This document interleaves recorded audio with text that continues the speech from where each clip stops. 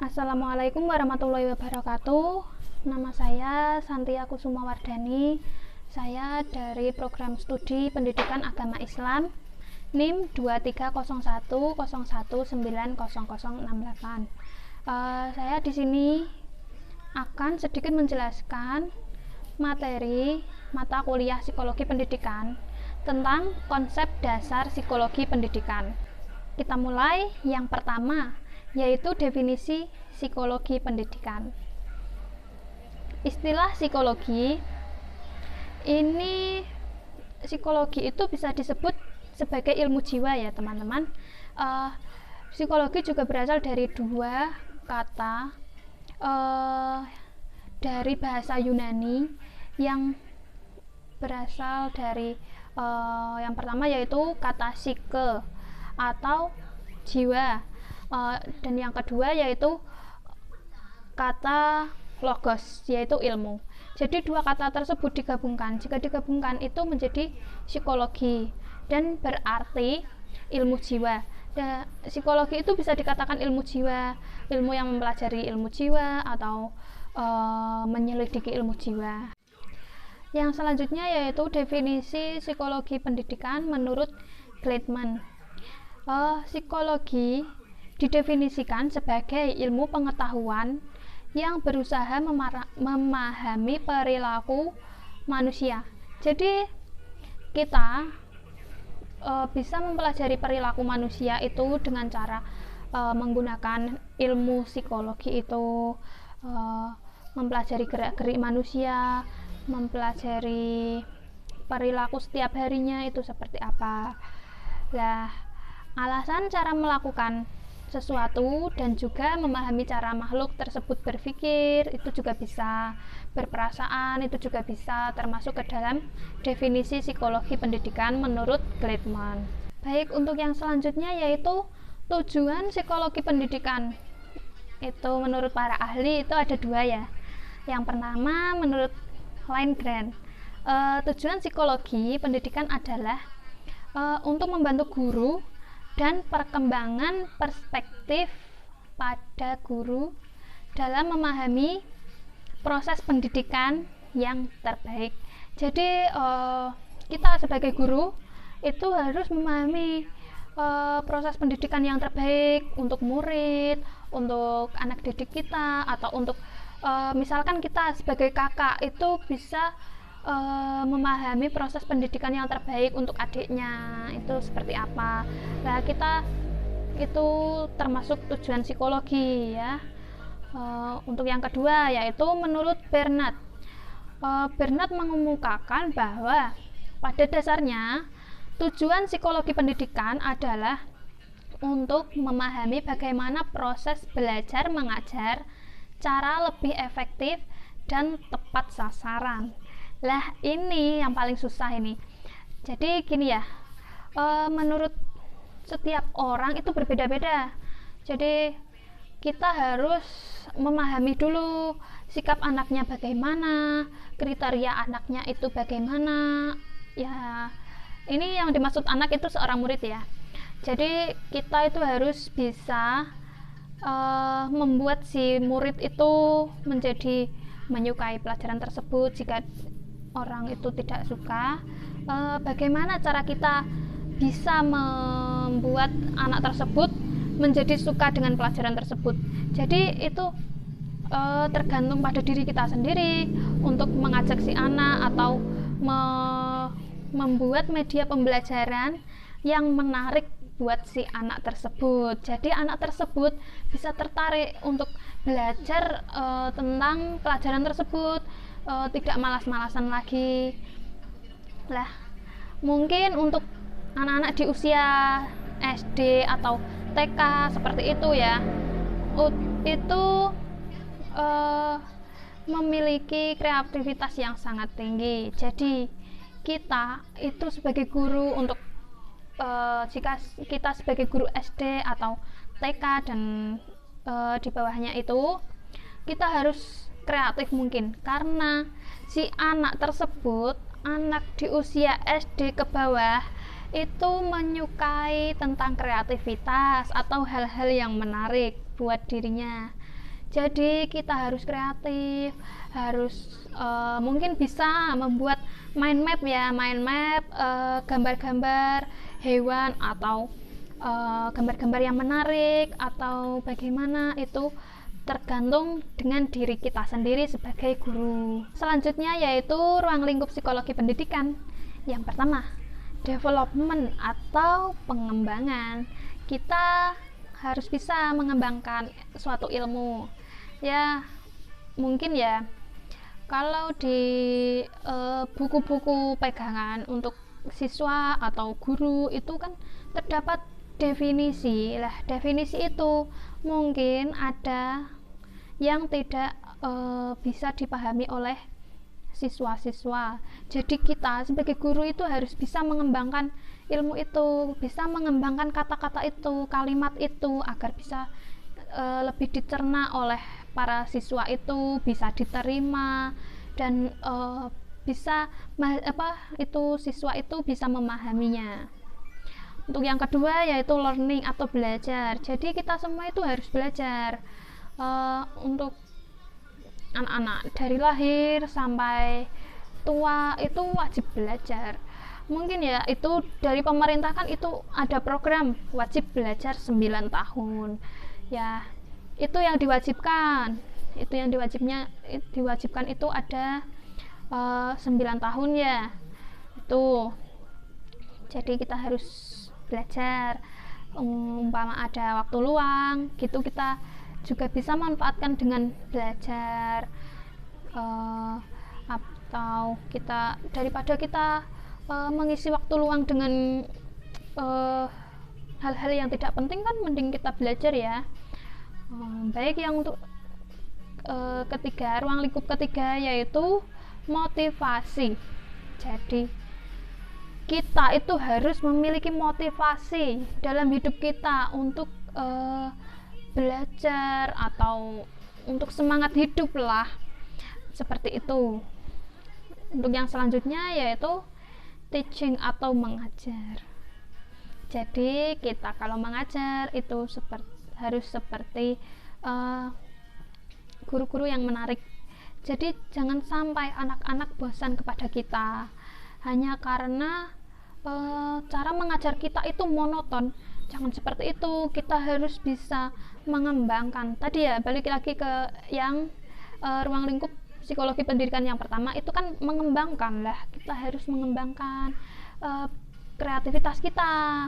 Jadi anak-anak tidak bosan diajar oleh kita, dan anak-anak pasti lebih seru belajar dengan kita karena kita lebih banyak kreativitasnya itu. Kita harus banyak mengembangkan kreativitas. Untuk yang selanjutnya yaitu penilaian. Ruang lingkup psikologi pendidikan itu juga ada penilaian.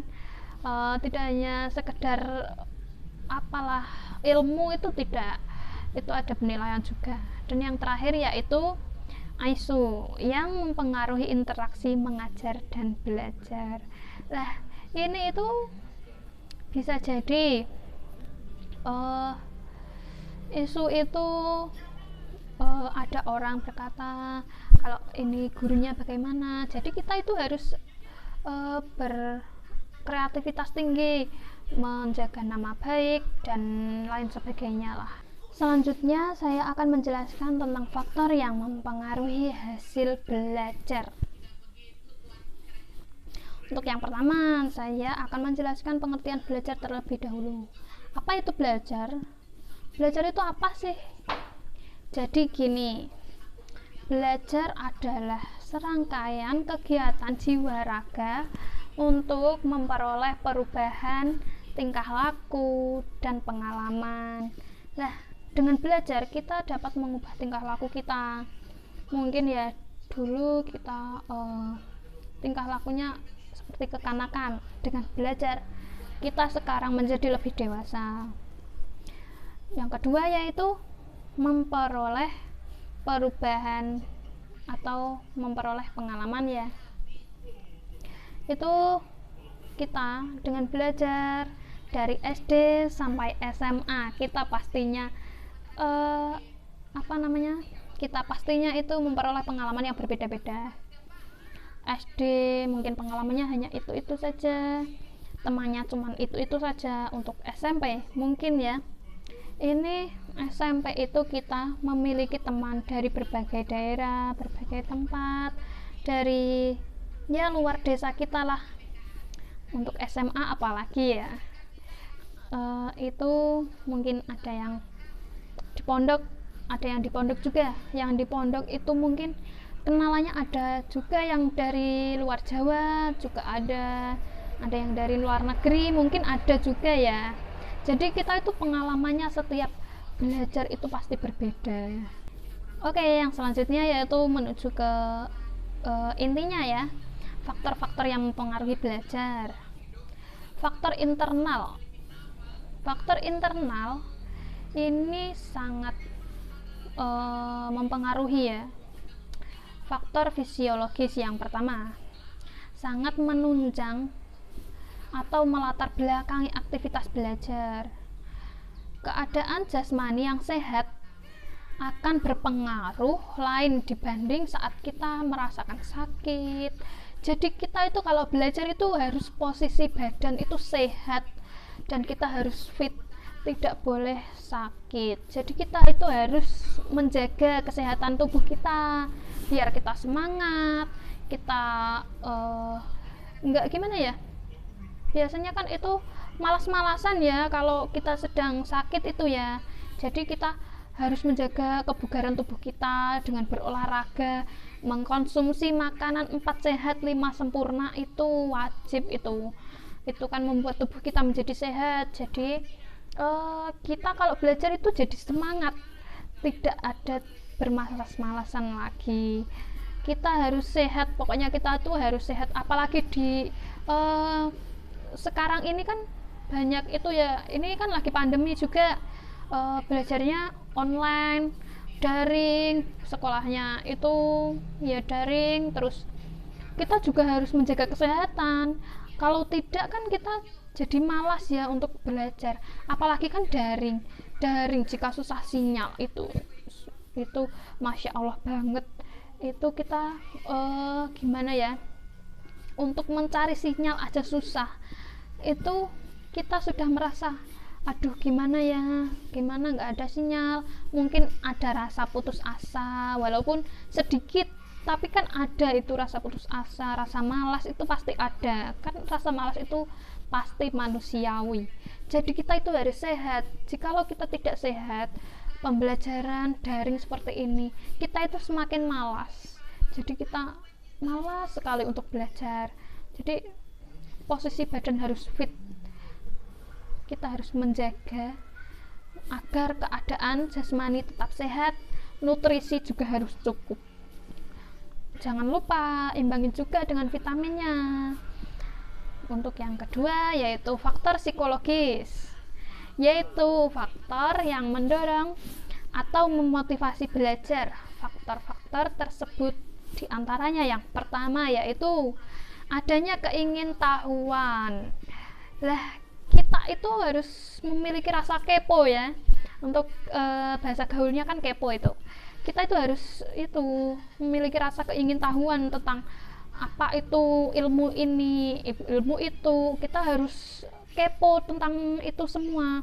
Apa misalkan sekarang yang lagi tren-tren itu, kita harus kepo seperti itu biar kita itu banyak wawasan seperti itu. Untuk yang kedua yaitu agar mendapat simpati dari orang lain. Jadi faktor internal itu mencakup agar kita itu mendapat simpati dari orang lain. Jadi wah, orang itu kok belajar terus ya, mungkin dia pintar, itu bisa begini gitu. Jadi kita itu bisa dipercaya sama orang lain seperti itu. Orang lain bisa bersimpati kepada kita seperti itu, dipandang ya berpendidikan lah gitu. Untuk yang ketiga yaitu untuk memperbaiki kegagalan. Nah, ini itu faktor psikologis itu, kita itu untuk memperbaiki kegagalan kita yang sudah lalu. Jadi kita tidak boleh putus asa. Kalau sudah gagal, kita harus mencoba terus dan terus. Kita tidak boleh putus asa. Dan untuk yang terakhir yaitu untuk mendapatkan rasa aman. Jadi kita dengan belajar itu wajib merasa aman dulu untuk supaya kita tidak cemas. Terus kita itu harus dalam posisi aman, jangan sampai kita dalam posisi cemas. Itu belajar itu jangan sampai nanti kita tidak fokus kepada pelajaran. Untuk yang selanjutnya yaitu faktor eksternal. Faktor eksternal yaitu faktor yang berasal dari luar diri kita. Yaitu yang pertama, faktor itu berasal dari orang tua. Jadi sebagai orang tua itu harus memotivasi si anak, harus menyemangati si anak agar anak itu bisa semangat. Ayo nak, kita belajar biar supaya pintar, apa dimotivasi atau diberi reward itu ya, itu bisa jadi anak bisa jadi lebih semangat lah dengan dukungan orang tua tersebut. Untuk yang kedua, faktor ini berasal dari sekolah. Jadi sekolah itu wajib mengembangkan atau menyediakan menyediakan faktor-faktor pendukung yang menurut anak tersebut itu dapat mendukung kreativitas si anak. Misalkan dia itu memiliki bakat menyanyi, dia seorang guru harus mengikutkan atau mengikut sertakan dia lomba menyanyi supaya dia itu memiliki faktor yang mendorong dirinya untuk semangat belajar, seperti itu. Untuk yang ketiga, faktor itu berasal dari masyarakat. Jadi masyarakat itu masyarakat itu juga berperan penting dalam pembelajaran. Jadi sebagai masyarakat setempat kita harus selalu mendukung apa program dari sekolahan. Baik, yang selanjutnya, selain beberapa faktor internal dan eksternal, itu ada juga yang dapat mempengaruhi hasil belajar loh. Yang pertama yaitu minat. Jadi jika kita tidak minat dengan pelajaran tersebut, jadi itu juga bisa mempengaruhi hasil belajar kita nanti. Jadi kita itu tergantung diri sendirilah, memotivasi diri sendiri agar kita bisa minat dengan pelajaran itu, agar kita bisa suka, seperti itu. Untuk yang kedua yaitu kecerdasan. Kita tidak bisa memaksakan kecerdasan kita ya, karena IQ kita itu berbeda-beda. Jadi kecerdasan itu dapat mempengaruhi hasil belajar juga. Yang ketiga yaitu bakat. Bakat juga bisa mempengaruhi hasil belajar. Mungkin bakat ini bisa terlihat kalau kita sering mengembangkan sesuatu, seperti itu. Jadi kita itu harus dapat mengembangkan sesuatu, seperti itu. Untuk yang keempat yaitu motivasi. Kita memerlukan motivasi dari orang tua, orang-orang terdekat, dari diri sendiri agar kita dapat semangat belajar dan mempengaruhi hasil belajar kita nanti, seperti itu. Untuk yang kelima yaitu kemampuan kognitif, yaitu kemampuan kita sendiri. Untuk yang selanjutnya yaitu lingkungan, itu dapat mempengaruhi belajar. Jadi faktor-faktor lingkungan adalah hal-hal yang tidak menguntungkan, yang dapat mengganggu perkembangan mental anak, baik yang terjadi di dalam keluarga maupun terjadi di lingkungan masyarakat. Jadi kita jika di ruang lingkup keluarga ya, kita sebagai mungkin kita untuk orang tua itu jangan sampai bertengkar di depan anak ya. Mungkin bisa dijaga agar si anak itu semangat belajar, lalu tidak putus sekolah. Jangan sampai anaknya itu putus sekolah ya. Untuk masyarakat, jika kita di lingkungan masyarakat, kita harus mendukung program dari pemerintah yang wajib belajar itu. Jadi kita itu harus memotivasi semua anak-anak yang malas belajar. Jadi kita itu bisa mendukung program sekolahan gitu juga. Jadi masyarakat itu juga berperan penting dalam belajar seorang siswa. Jangan sampai kita sebagai masyarakat itu pasif memberikan motivasi kepada anak-anak itu, walaupun itu bukan anak kita harus memotivasi dia agar mau belajar sampai dia bisa sukses. Jangan sampai dia putus sekolah seperti itu. Yang kita harapkan itu kan anak itu berhasil, tidak putus sekolah ya. Jadi anak itu bisa sukses, meraih cita-citanya, meraih masa depannya seperti itu. Mungkin cukup sekian ya dari saya. Terima kasih. Wassalamualaikum warahmatullahi wabarakatuh. Semoga bermanfaat.